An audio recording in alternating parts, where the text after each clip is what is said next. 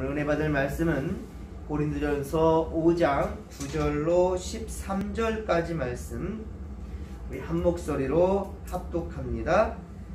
내가 너희에게 쓴 편지에 음행하는 자들을 사귀지 말라 하였거니와 이 말은 이 세상에 음행하는 자들이나 탐하는 자들이나 속여 빼앗는 자들이나 우상 숭배하는 자들을 도무지 사귀지 말라 하는 것이 아니니 만일 그리하려면 너희가 세상 밖으로 나가야 할 것이라. 이제 내가 너희에게 쓴 것은 만일 어떤 형제라 일컫는 자가 음행하거나 탐욕을 부리거나 우상 숭배를 하거나 모욕하거나 술 취하거나 속여 빼앗거든 사귀지도 말고 그러한 자와는 함께 먹지도 말라 함이라. 밖에 있는 사람들을 판단하는 것이야 내게 무슨 상관이 있으리오마는 교회 안에 있는 사람들이야 너희가 판단하지 아니하랴. 밖에 있는 사람들은 하나님이 심판하시려니와 이 악한 사람은 너희 중에서 내쫓으라. 아멘. 할렐루야. 오늘도 변함없는 사랑으로 주께서 우리와 함께 하실 줄로 믿으시기 바랍니다. 오늘은 사순절 이제 셋째 날입니다. 주께로 한 걸음 더 나아가시며 십자가를 경험하는 우리 믿음의 권속들 다 되기를 소망합니다. 하나님을 예배하는 성도들은 그렇습니다. 오늘도 승리하게 될 줄로 믿습니다. 오직 이 믿음 붙세요 하나님의 뜻을 온전히 이루어갈 수 있기를 간절히 빌고 소망합니다. 오늘부터 이제 20대 대통령 사전 투표가 이제 시작되었습니다. 이제 내일까지 진행하게 되고요. 이제 본 투표는 다음 주 수요일에 있습니다. 국민의 소중한 권리를 포기하지 마시고 잘 행사할 수 있기를 바라고요. 정말 정직한 사람, 나라를 위해 희생할 줄 아는 정말 그러한 훌륭한 대통령이 꼭 선출될 수 있도록 국민의 안위와 나라의 번영을 위하는 사람, 무엇보다 하나님을 경외할 줄 아는 그러한 지도자가 선출될 수 있도록 여러분들 기도해 주시기를 부탁드립니다. 기도하면서 꼭 여러분들에게 소중한 한 표를 행사하십시오.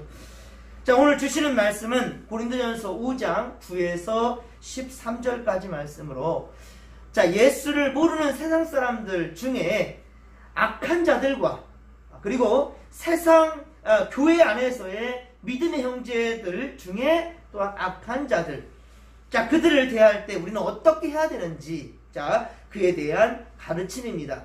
그러니까 세상 사람들과 교회 성도들, 그들 가운데 악에 대해서 우리가 어떻게 바라보고 또 어떻게 대해야 되는지에 대한 가르침이라는 말씀입니다.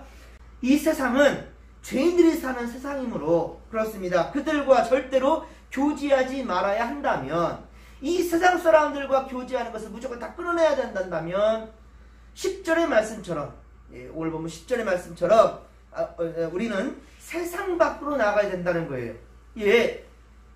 세상에 있는 사람들과 교제하기 싫다 한다면 우리가 세상을 떠나야 된다는 것이죠. 음식점을 찾아갔어요. 그런데 그 주방장 예수 믿지 않는데요. 그러면 여러분들 그 음식점 갔다가 도로 나올 겁니까? 일일이 다 물어볼까요? 여기는 하나님 믿냐고? 그리고 믿는다 한다면 가서 음식을 먹고 아니면 나올 겁니까?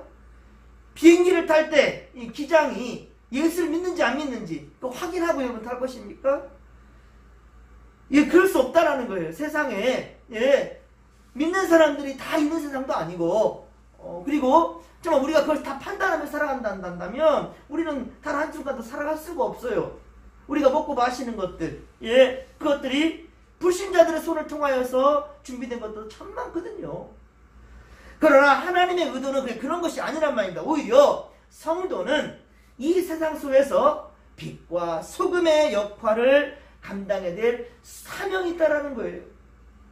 우리가 전도할 대상과 전도 구역은 바로 이 죄악된 세상의 전체를 말하는 것이며, 내 사랑하는 가족과 지인들, 그리고 오늘 우리 가운데 스치는 모든 사람들과 환경이 모두 해당된다는 거예요. 11절, 오늘 보면 11절 말씀을 우리 같이 한번 다시 읽겠습니다.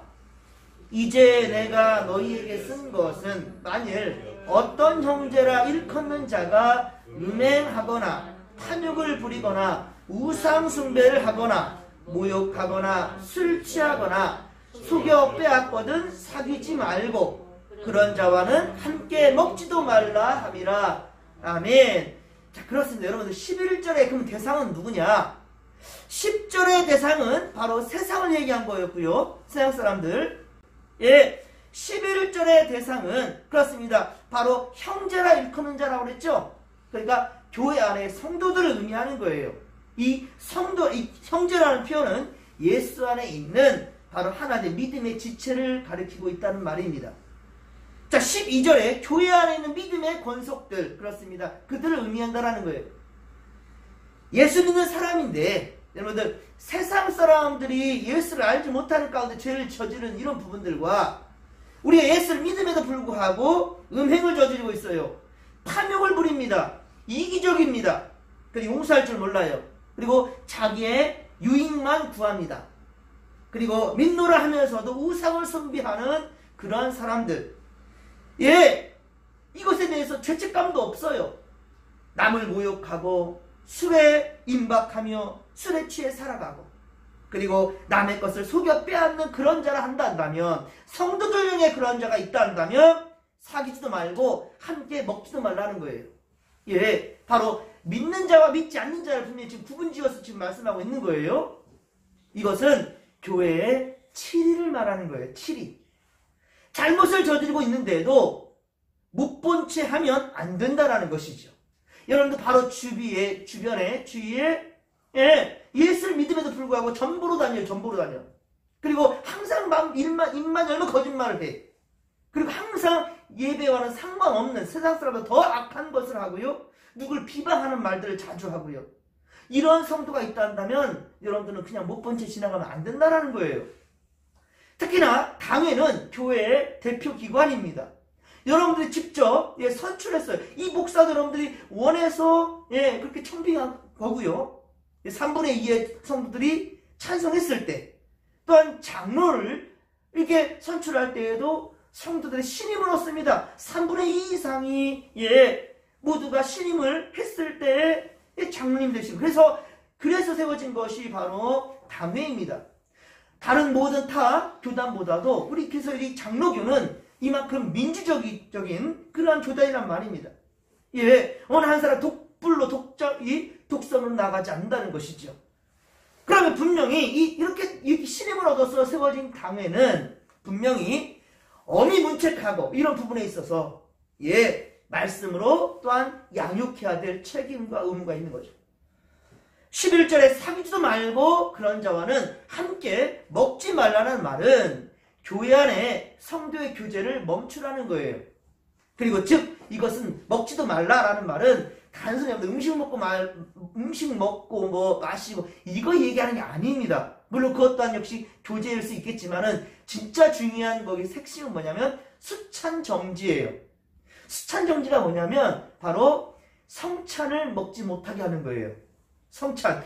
여러분 성찬하려면 기본적으로 우리가 세례를 받은 성도들, 그쵸?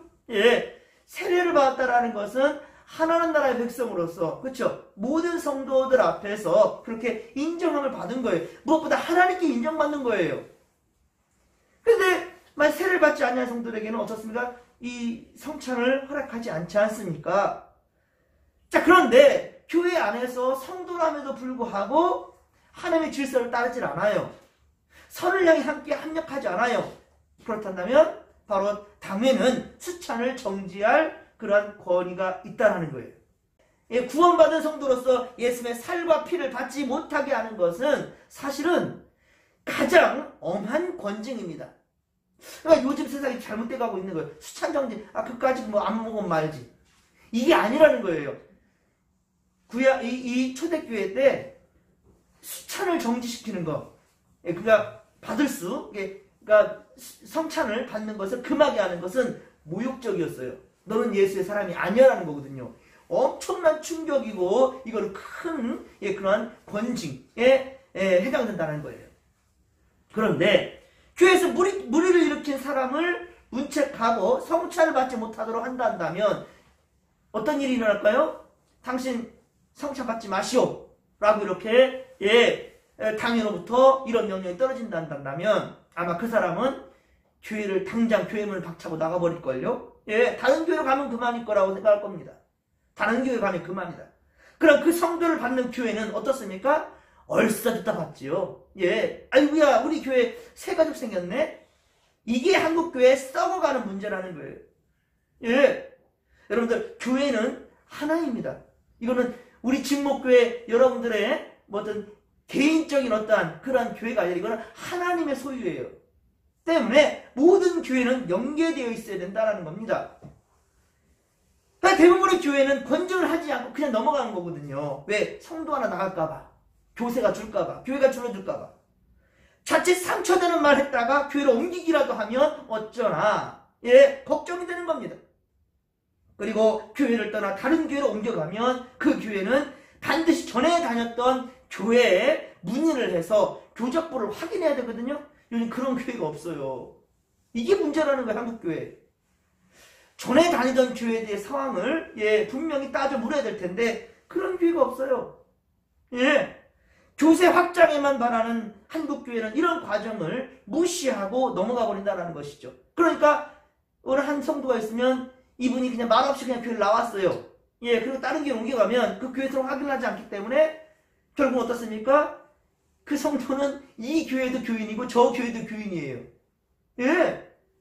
교세만 풀어나는 거예요. 정확하게 우리 한국교회에 데이터가 나오질 않는다는 것이죠.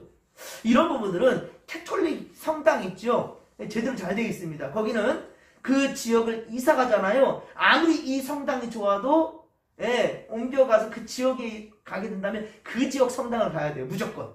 절대로. 행정구역이 딱 나눠져 있습니다.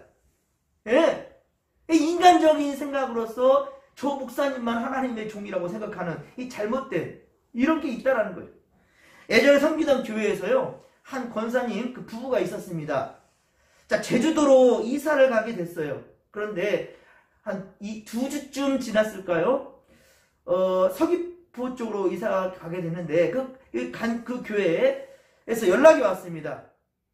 교적부를 떼어서 그냥 올 때 그 권사님도 그런 교육을 제대로 못 받고 한국교회가 그런 현실이 있기 때문에 그냥 이사 가버린 거예요. 목사님 저 가보겠습니다. 저 이렇게 하고 이사하게 됩니다. 했더니 교회에서도 아무런 저기 없었고요.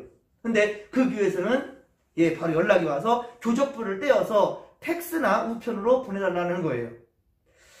언제 세례를 받았고 언제 집사 직분을 받았고 언제 권사 직분을 받았는지를 확인해달라는 겁니다. 그리고 혹시 교회에서 갈등이 있지는 않았는지 구체적으로 물어온 것입니다. 왜 그러냐면 갈등이 있었다면 거기서도 시무권사로서는 임명할 수 없다라는 것이죠. 권사나 장로나 안수집사, 목사는 항존직이기 때문에 그 이름은 갈 수 있지만 바로 그 교회에서의 시무는 할 수 없는, 그러니까 일단 그런 과정을 꼬치꼬치 해 묻는 부분을 보면서 제가 상당히 이 교회 참 건강한 교회구나. 이제까지 제가 심어했던 교회에서 이런 교회는 이런 모습들은 없었던 것 같아요. 당연한 것인데 당연한 것을 하지 않고 있다라는 것이죠. 그래서 그 권사님께 제가 전화를 드려서 축하 전화를 드렸습니다. 권사님 참 좋은 교회 같습니다. 참 건강한 교회 같습니다. 라고 제가 말씀드렸더니 막 웃으시더라고요. 그런 기억이 납니다.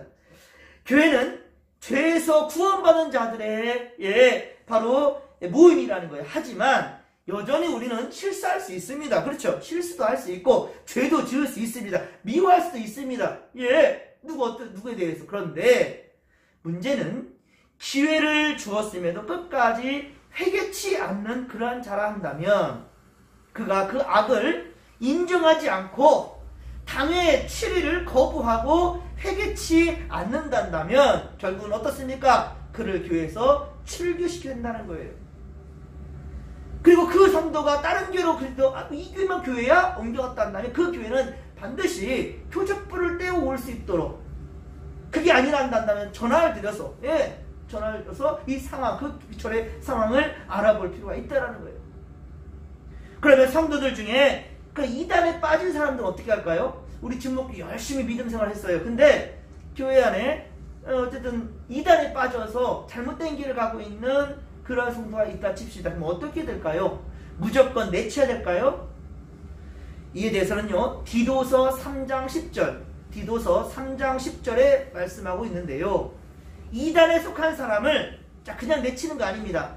한두 번 훈계한 후에 멀리하라. 한두 번 훈계한 후에 멀리하라. 출교까지 시키라는 거예요. 우리 권한에 밖의 것을 계속 붙잡고 있으면 안 된다는 거예요. 어떤 성도들은 만약 그렇다 할지라도 어쨌든지 그래 우리 교회 성도니까 그냥 쉬쉬하면서 넘어가기도 하고요. 그냥 어쨌든 이해만 하려고 하는 그런 모습도 있단 말입니다. 안 된다라는 거예요.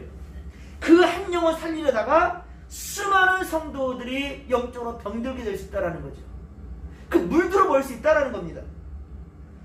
하지만 죄를 지은 성도를 면직하거나 출교시키는 것은 지금 참 어려운 일이죠.